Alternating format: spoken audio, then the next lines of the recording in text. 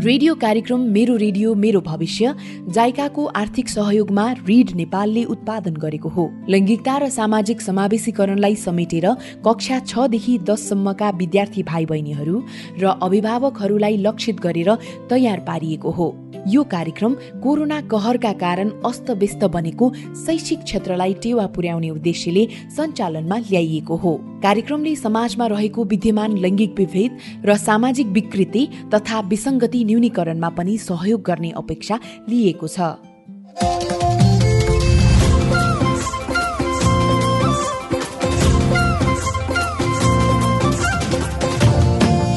अहिले चैत्र महिना चलिरहेको छ।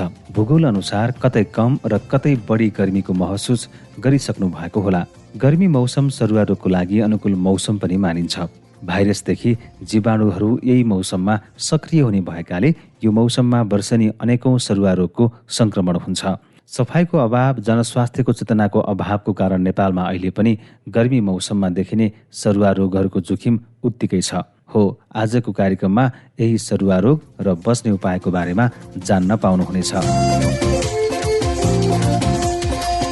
विद्यार्थी भाइ बहिनीहरू नमस्कार, म शिखर गजरकोटे।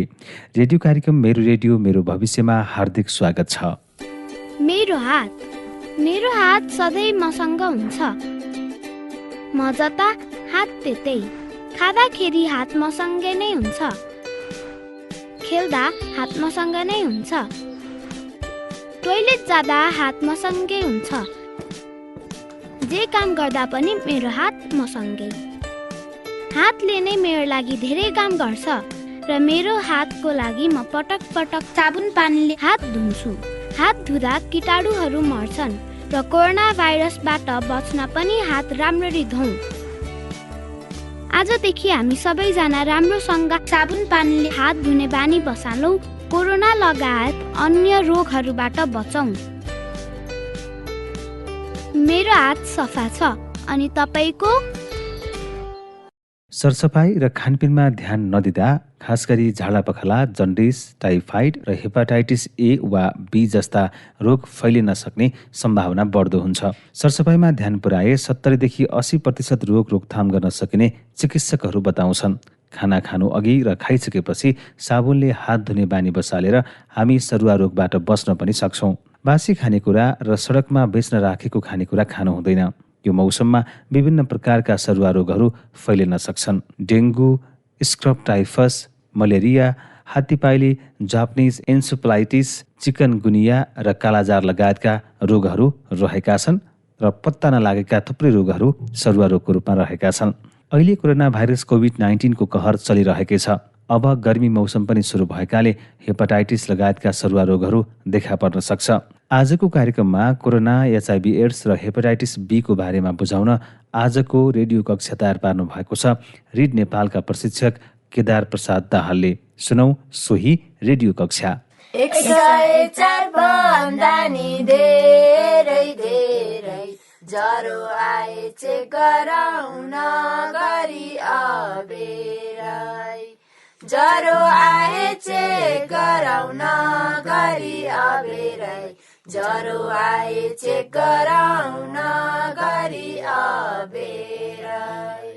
सिगान बग्नु नाकबाट लगातार लगातार, घाँटी दुख्नु र सुक्नु भइरहन्छ बारम्बार, घाँटी दुख्नु र सुक्नु भइरहन्छ बारम्बार, घाँटी दुख्नु र सुक्नु भइरहन्छ बारम्बार।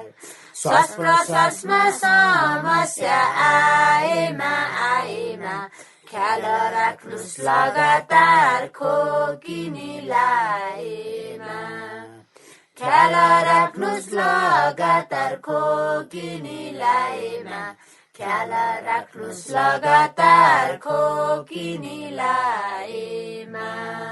बाबा, मेरो भोलि एसेम्ब्लीमा भन्ने कविता हेर्नु त। के लेख्यौ? खै देखाउ त, यता हेरौँ। पढ्नु न पहिला। ए, अनि शीर्षक खै त है? ए, लेख्नै बिर्सेछु। शीर्षक त कोरोनाबाट बस्ने उपायहरू। ए, अनि लु भोलि एसेम्ब्लीमा भन्ने पो कविता हो तिम्रो? ल लेउ त पढौँ के रहेछ। हात धुन प्रयोग गरौँ साबुन र पानी, हाच्छिउँ गर्दा खोक्दा पनि नाक मुख छोप्ने बानी। मास्क लगाऊ बाहिर फेर हिँडडुल गर्दा, टाढै बसौँ भिडभाड जमघट पर्दा। खानेकुरा राम्रोसँग धोइ पखाली गरी पकाउने गर्नुपर्छ अब सधैँभरि।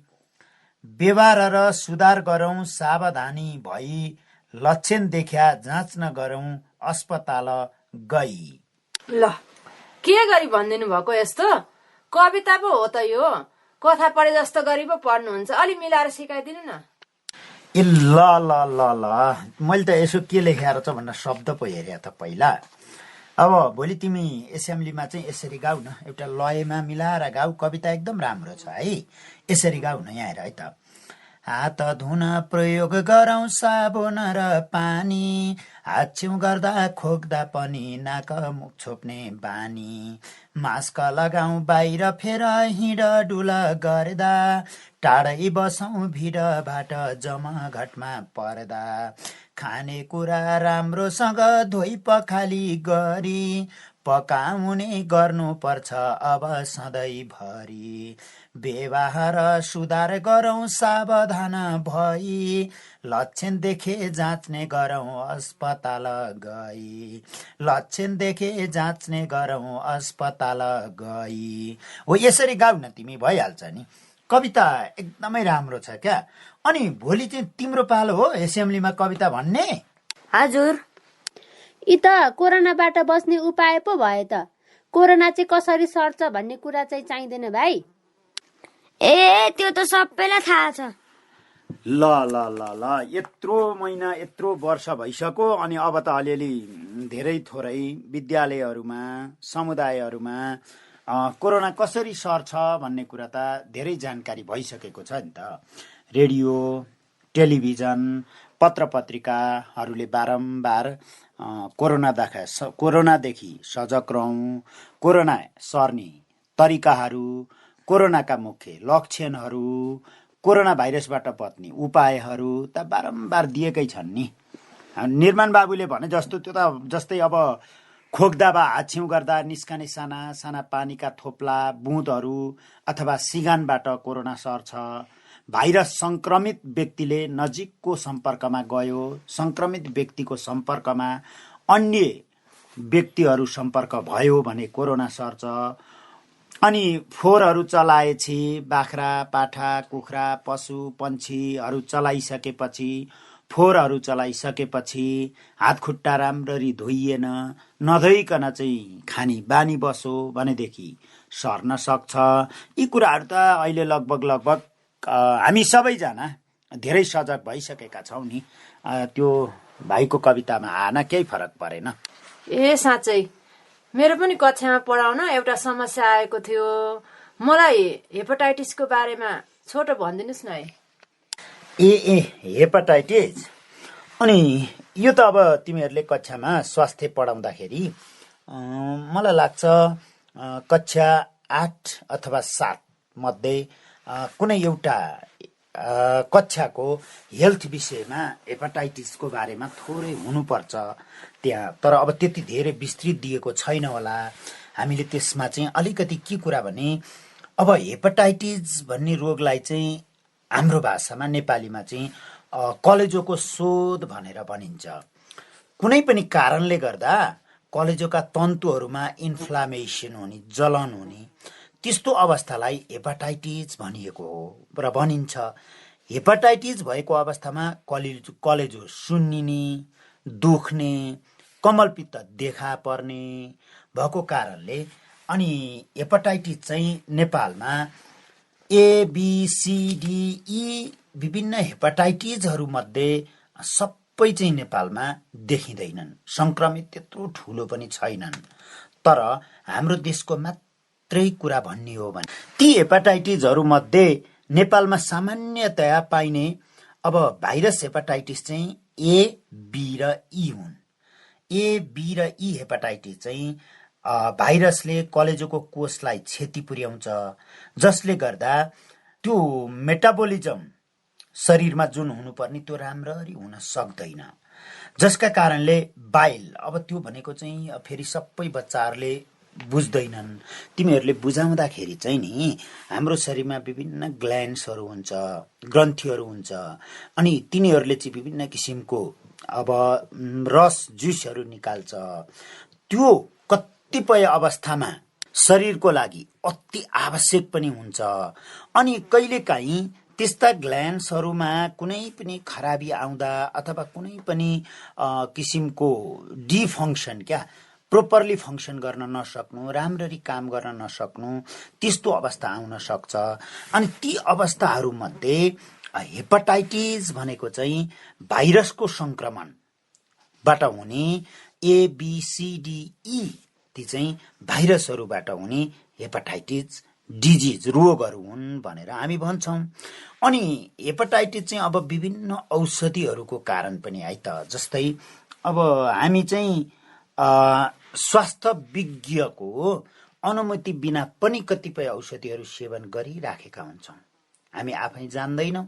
साधारण ज्वरो आयो अनि मेडिकल गयो, लु प्यारासिटामोल ल्याउनुहोस् न भन्यो, प्यारासिटामोल खाइदियो। तर प्यारासिटामोलको अथवा अन्य कुनै पनि औषधिको मात्रा कति हो, स्वास्थ्य विज्ञको सल्लाह बिना लिएको औषधिले हामीलाई स्वास्थ्यमा कस्तो असर गर्छ, त्यसको साइड इफेक्टहरू कस्तो हुन्छ, अनि भन्ने कुराहरू नजानिकन खाँदाखेरि कहिलेकाहीँ एउटा कारण हेपाटाइटिस हुनेको कारण यो पनि हो। अनि हेपाटाइटिसकै कुरा गर्दाखेरि चाहिँ अल्कोहल सेवन, अत्याधिक रूपमा अल्कोहल सेवन गर्ने मान्छेहरूलाई पनि हेपाटाइटिस बी हुन सक्छ। हेपाटाइटिस ए अथवा हेपाटाइटिस ई कुनै पनि डिजिज हुन सक्छ। यो कुरा जान्नुपर्छ। बच्चाहरूलाई पनि हामीले यो कुरो चाहिँ सिकाउनुपर्छ के। जस्तै हामीले कहिलेकाहीँ विभिन्न विष, पोइजन भन्छौँ नि, त्यो पोइजन जानेर अथवा नजानेर है त, त्यो चाहिँ जानेर नजानेर पनि, कहिलेकाहीँ जानेर खाँदाखेरि पनि त्यसलाई तुरुन्तै उपचार गरियो भने पोइजनलाई निष्क्रिय बनाएर मान्छेलाई बचाउन सकिन्छ। अब नजानिकन विभिन्न औषधिहरू, विभिन्न केमिकलहरू त्यसरी खाइएको रहेछ भने पनि त्यसले पनि त्यो सङ्क्रमण गराउन सक्छ। अनि अब अन्य कारणहरू पनि थुप्रै हुन्छन्, ती चाहिँ हेपाटाइटिस हुनका कारणहरू। तर अब तिमीहरूलाई कक्षामै दिने विषयवस्तु चाहिँ योभन्दा धेरै चाहिँ चाहिँदैन होला भन्ने मलाई लाग्छ। हेपाटाइटिसको बारेमा त मैले बुझेँ। हाम्रो त्यो किताबमा चाहिँ हेपाटाइटिस बी को बारेमा छ, त्यसको बारेमा अलि भनिदिनुहोस् न। अब हेपाटाइटिसहरू मध्ये हेपाटाइटिस बी पनि, हेपाटाइटिस बी भाइरसले कलेजोमा सङ्क्रमण गरी दीर्घ सङ्क्रमण, क्रोनिक हेपाटाइटिस भन्छ, जुन कारणले गर्दाखेरि चाहिँ कलेजोको क्यान्सर गराउन सक्छ हेपाटाइटिस बीले। यसलाई सेरम हेपाटाइटिस पनि भनिन्छ। अनि यो चाहिँ विश्वव्यापी रोग हो हेपाटाइटिस बी भनेको चाहिँ।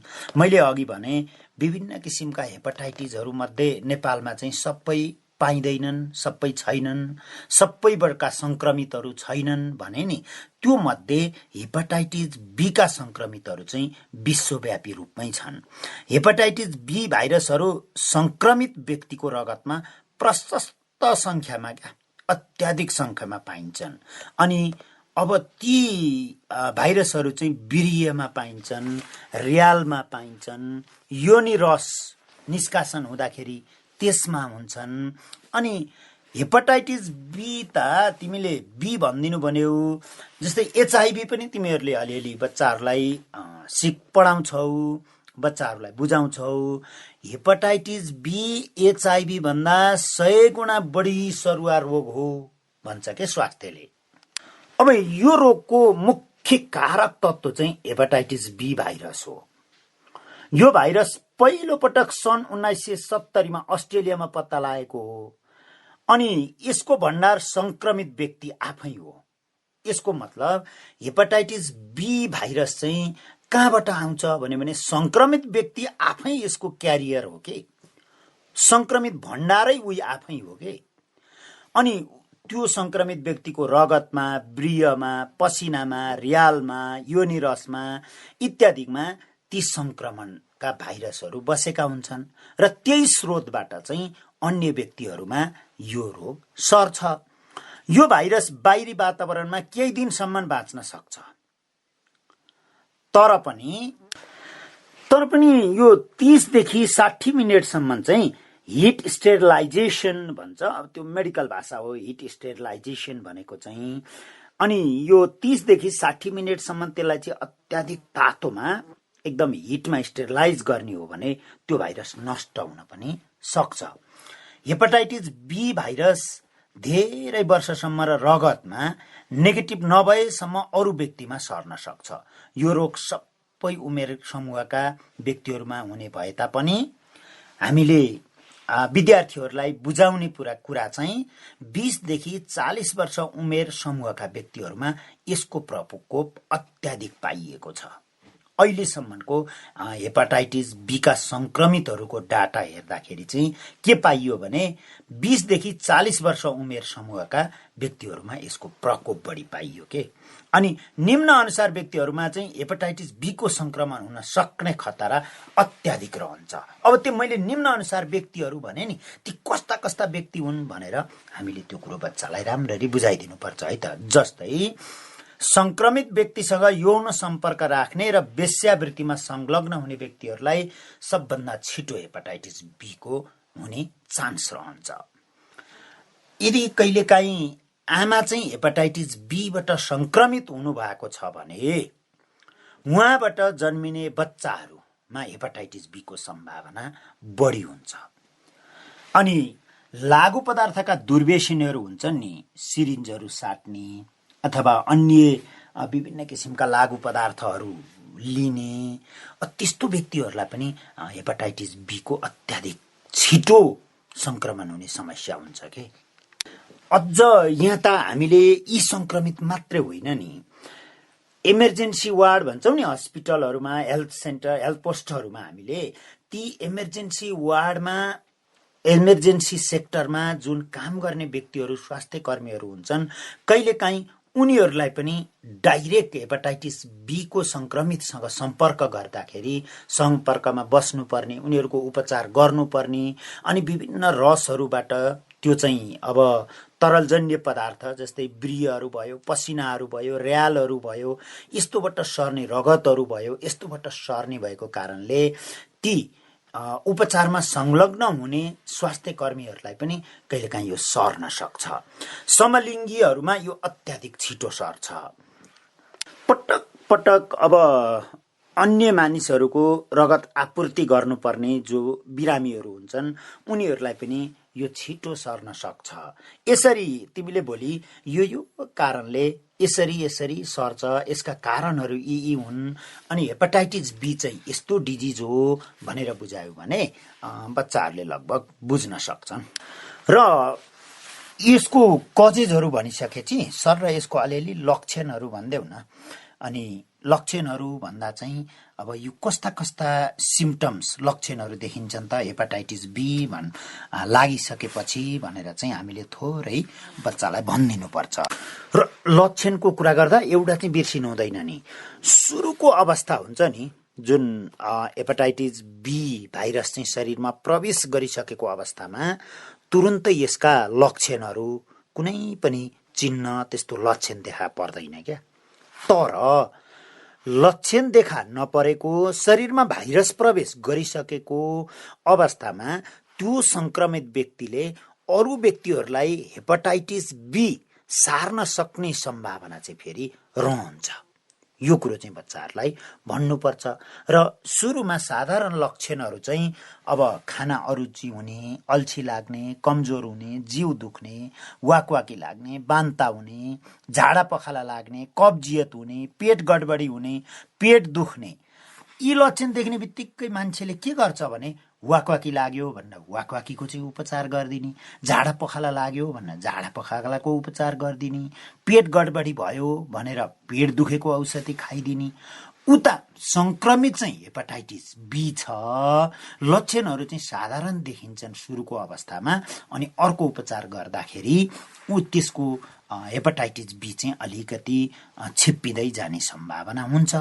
अनि मुख्य कुरा चाहिँ पिसाब गाडा पहेँलो हुन्छ, दिशा फुस्रो हुन्छ, हल्का ज्वरो आउने अनि बढ्दै बढ्दै जाने हुन्छ, बिस्तारै कलेजो सुन्निने हुन्छ, दुख्ने हुन्छ, अनि जन्डिसका चाहिँ लक्षणहरू देखा पर्छन्। ओहो हो यतिका धेरै लक्षणका कुरा, सर्ने तरिका यस्तो देख्दाखेरि त यो रोग त एकदम डेन्जर पो रहेछ। लु मार्ने रोग पो रहेछ भनेर आत्तिन पो सक्छ नि त है। लु त्यस्तो होइन नि त, तिमीलाई मैले भन्दा पो अब मैले आफूले सिक्दा, आफूले जान्दा पढ्दा मैले कति सिकेँ, अनि तिमीलाई मैले त्यसको कति प्रतिशत दिएँ, फेरि तिमीले बच्चालाई दिँदा कति प्रतिशत, त्यो त घट्दै घट्दै जान्छ। अनि अन्तिममा बच्चाहरूलाई छ नि त उपचार पद्धति यसको यस्तो छ भनेर भनिदिउँ भने त, अनि बच्चाहरू जस्तै सुरक्षित रक्तदान गर्ने, क्या हामीले रक्तदान कसैलाई रगत दिँदा पनि कसैको रगत लिँदा पनि चेक गराएर हेपाटाइटिस बी लगायतका अन्य संक्रमित भाइरस भएको नभएको यकिन गरेर मात्रै रगतको लेनदेन गर्नुपर्छ भन्ने कुरा चाहिँ बच्चाहरूलाई सुरक्षित यौन। अब 8 कक्षा भनेपछि त बच्चाहरूले 6, 7, 8, 9 तिर पुगिसकेपछि 10 मा पुगेको बच्चाहरूले लगभग कुरो बुझ्छन्। सुरक्षित यौन सम्पर्क गर्ने, शङ्कास्पद व्यक्तिसँग यौन सम्पर्क नराख्ने, राख्नै पर्ने भएमा अस्थायी परिवार नियोजनका साधनहरू प्रयोग गर्ने भनेर बच्चालाई बुझाउनु पर्यो। वेश्यावृत्ति तथा वेश्यावृत्ति जन्य कार्यहरूमा कोही पनि नलाग्ने भनेर बच्चालाई बुझाउनु पर्यो। रगत र रगतसँग सम्बन्धित वस्तुहरू चलाउँदा ग्लोभ्सको प्रयोगहरू गर्ने, दारी काट्ने ब्लेड भयो, सिरिन्जहरू भयो, अनि अकुपञ्चरहरू भयो। त्यहाँबाट यो टाटुका अहिले अलिअलि टिनेज बच्चाहरूमा टाटु खोप्ने चलन छ नि, यसो कता कति हो, त्यो टाटुका सरसामानहरू भयो। त्यस्ता सामानहरू चाहिँ डिस्पोजल प्रयोग गर्ने क्या, अनि राम्ररी निर्मलीकरण गरेर मात्र उपभोग गर्ने। ती सामानहरू चाहिँ संक्रमितबाट प्रयोग भएका छैनन् भन्ने यकिन भएपछि मात्रै प्रयोग गर्ने, नभए नयाँ प्रयोग गरिदिने। अनि मुख्य कुरा भनेको चाहिँ हेपाटाइटिस बी विरुद्धको खोप दिने। यो खोपको कुरा गर्दा पो आजकल सबैले हेपाटाइटिस बी भएर खोप बढ्या छ भनेर सबैजना लाइन लागेर स्वास्थ्य चौकी गएको त देखेको थिएँ। हो नि त, अझ आज भोलि भन्दा पनि 2-3 वर्ष अगाडि नै अथवा 4-5 वर्ष अगाडि नै एउटा अभियानकै रूपमा चाहिँ हेपाटाइटिस बी विरुद्धको खोप नेपालमा लगभग सबैले लगाइसकेको अवस्था हो। 10 वर्षभन्दा बढी उमेरका व्यक्तिलाई चाहिँ 1 मिलिलिटर र 10 वर्षभन्दा कम उमेरका व्यक्तिलाई चाहिँ आधी मिलिलिटर खोप दिइन्थ्यो के, त्यसरी दिने चलन। पहिलो खोप लगाएको 1 महिनामा दोस्रो खोप दिइन्थ्यो, अनि सुरुको मितिले 6 महिनासम्ममा तेस्रो खोप तथा त्यसपछि प्रत्येक 5 वर्षमा बुस्टर डोज दिने नेपालमा प्रावधान अथवा त्यो चलन रहेको हुनाले लगभग हेपाटाइटिस बी को खोप चाहिँ नेपालमा अधिकांशले लिइसकेको अवस्था छ क्या। त्यो भएर यो रोग त्यति ठुलो संक्रमित भएर चाहिँ जाँदैन है भनेर त बच्चालाई त सुल्झाउनु पर्यो। यी माथि हामीले भनेका कतिपय कामहरू चाहिँ असामाजिक कामहरू नि छन् नि त, वेश्यावृत्तिमा लाग्ने, असुरक्षित यौन सम्पर्क गर्ने, विभिन्न लागु पदार्थ दुर्व्यसनहरू बन्ने, यी त असामाजिक कामहरू हुन् नि त। यस्ता कामबाट हामी सजग रह्यौँ भने पनि मोर देन 50% के 50% भन्दा बढी चाहिँ हामी हेपाटाइटिस बीबाट सुरक्षित छौँ भन्यो भने त बच्चा ढुक्क हुन्छ नि त। त्यसरी भन न तिमी। तर एउटा कुरो चाहिँ बच्चाहरूलाई भन्न बिर्सिनुहुन्न तिमीले भन्दा, के कुरो भने हेपाटाइटिस बी को जटिलता चाहिँ अलि कम्प्लिकेटेड हुन्छ क्या। जस्तो अब हेपाटाइटिस बीले निकै संक्रमित भइसकेको अवस्थामा चाहिँ कलेजो सुक्ने, निको नहुने गरी जन्डिस रोगको विकास भइदिने, अन्तिममा कलेजोको विफलता, कलेजोले कामै गर्न पनि छोड्ने, अनि फाइनल्ली कलेजोको क्यान्सर हुने र त्यो कारणले गर्दा बिरामीको मृत्युसम्म हुने समस्या रहन्छ नि। उसो भए अब हेपाटाइटिस बी पढाउँदा र अनि एचआइभी को कोर्सलाई दुईटैलाई चाहिँ एकैचोटि पढाउन मिल्छ जस्तो लाग्यो। उस्तै लक्षण देखिँदो रहेछ। हो नि त। अब लक्षण पनि उस्तै उस्तै त भन्नु भएन, तर यसको जुन सर्ने माध्यम छ नि त्यो चाहिँ केही कुराहरू कमन छन् क्या। जस्तो असुरक्षित यौन सम्पर्क भयो, अनि रगतहरू लिँदा र दिँदा, रगत ट्रान्सफर गर्दाखेरि चेक नगरिकन दियो भने वेश्यावृत्तिमा लाग्ने कुराहरू भयो। त्यहाँबाट कतिपय चाहिँ यो सेक्सुअल्ली ट्रान्समिटेड भन्छ क्या, त्यसरी ट्रान्समिट हुने डिजिजहरूको अथवा सिम्पटम्सहरूको अथवा त्यसरी सर्ने भाइरसहरूको हकमा चाहिँ अलिअलि मिल्छ, नमिल्ने नै होइन। तर तिमीले पहिला एउटा पढाएर सँगै त्यसलाई जोड दियौ भने बच्चाहरूलाई बुझ्न पनि सजिलो हुन्छ, अनि लक्षणहरू केही कुरा उनीहरूले साधारण जान्दछन् पनि, अनि सजिलो हुन्छ। जस्तो अब HIV वुमेन इम्युनो भाइरस र एड्स एक्वायर्ड इम्युनोडेफिसियन्सी सिन्ड्रोम, यो चाहिँ फरक हो भनेर बच्चालाई, जस्तै HIV नै एड्स हो भनेर बुझाउनु भएन क्या। HIV भनेको चाहिँ मानिसको शरीरमा भाइरस प्रवेश गरेको अवस्था जतिखेर लक्षणहरू देखिँदैनन् त्यो चाहिँ HIV हो। एड्स भनेको चाहिँ जब लक्षणहरू देखिसकेपछि, तर एउटा कुरो चाहिँ सही हो नि, फेरि त्यो अघि तिमीहरूले भन्यौ नि, मैले भने नि हेपाटाइटिस बीमा पहिला साधारण यस्ता यस्ता लक्षण देखिन्छन् भने जस्तै अब एड्समा पनि सुरुमा चाहिँ नर्मल लक्षणहरू देखिने सम्भावना हुन्छ के। साधारणतया फेरि ज्वरो आउने, अनि लामो समयसम्म ज्वरो निको नहुने, अनि मान्छेले चाहिँ HIV भएको भन्ने नभएर ज्वरो आएको भन्दा ज्वरोकै ट्रिटमेन्ट गर्दाखेरि कहिलेकाहीँ यो डिजिज HIV पनि सङ्क्रमित भएर जान्छ। र यसका सर्ने लक्षणहरू त, सर्ने तरिकाहरू त लगभग तिमीले त्यो हेपाटाइटिस बी हेर्दा HIV लाई कम्बाइन गरेर सँगसँगै हेऱ्यौ भने धेरै कुराहरू त्यहाँ मिल्न पनि सक्छन्। ल विद्यार्थी भाइ बहिनीहरू, तपाईँले भर्खरै सुन्नुभयो सरुवा रोग र त्यसबाट कसरी बच्ने उपायहरू सुझाइएको रेडियो कक्षा। रेडियो कक्षा तयार पार्नु भएको थियो रिड नेपालका प्रशिक्षक केदार प्रसाद दाहालले। विद्यार्थी भाइ बहिनीहरू, सरुवा रोगबाट जोगिन सबैभन्दा पहिले हरेक व्यक्तिले व्यक्तिगत सरसफाइमा ध्यान दिन आवश्यक छ। वर्षातको मौसममा अझ बाढी पहिरो जस्ता प्राकृतिक विपत्तिमा पानीजन्य समस्याको प्रकोप धेरै हुने हुँदा हामीले खानेपानीको शुद्धतामा विशेष ध्यान दिन आवश्यक छ। अनि नि भाइ बहिनीहरू, अहिले कोरोनासँग लड्नको लागि कोरोना विरुद्धको खोप लगाउने अभियान जारी छ। तपाईँ वा तपाईँका अभिभावकहरूले पनि समय मिलाएर खोप लगाउन नभुल्नुहोला। अन्य सरुवा रोगबाट बच्नको लागि पनि एउटा बच्चा जन्मेदेखि नै बालबालिकालाई खोप लगाउन नभुलौँ है। अझ खोप नलगाएकै कारण सरुवा रोगको संक्रमणमा परियो भने अकालमै ज्यान समेत जान सक्छ। अझ महिलाहरू झन प्रताडित हुन्छन्। उनीहरू अहिले पनि पुरुषको तुलनामा कुनै न कुनै कोणबाट विभेदमा छन्, दबावमा छन्। अझ सरुवा रोग नै लाग्यो भने विभेदको मात्रा अझ बढ्नेछ। त्यसकारणले बेलैमा सजग बन्नुपर्छ है। भनिन्छ नि, रोग लागेपछि उपचार गर्नुभन्दा रोग लाग्नै नदिनु उत्तम उपाय हो। विद्यार्थी भाइ बहिनीहरू, अब लागौँ SMS प्रश्नतर्फ। पहिलो प्रश्न छ, सरुवा रोग के को माध्यमबाट सर्दछ? सरुवा रोग के को माध्यमबाट सर्दछ? अप्सन क हावा, ख प्रयोग गरेको सुई, ग जनावर र किराको टोकाइबाट र घ माथिका सबै। त्यस्तै दोस्रो प्रश्न छ, तलका मध्ये कुन सरुवा रोग हो? तलका मध्ये कुन सरुवा रोग हो? अप्सन क मधुमेह, ख क्यान्सर, ग कोभिड-19 र घ दम। त्यस्तै तेस्रो प्रश्न छ, के गर्दा सरुवा रोगबाट बच्न सकिन्छ? अप्सन क बासी खाना नखाँदा, ख शुद्ध पानी पिउँदा, ग सरसफाइमा ध्यान दिँदा र घ माथिका सबै।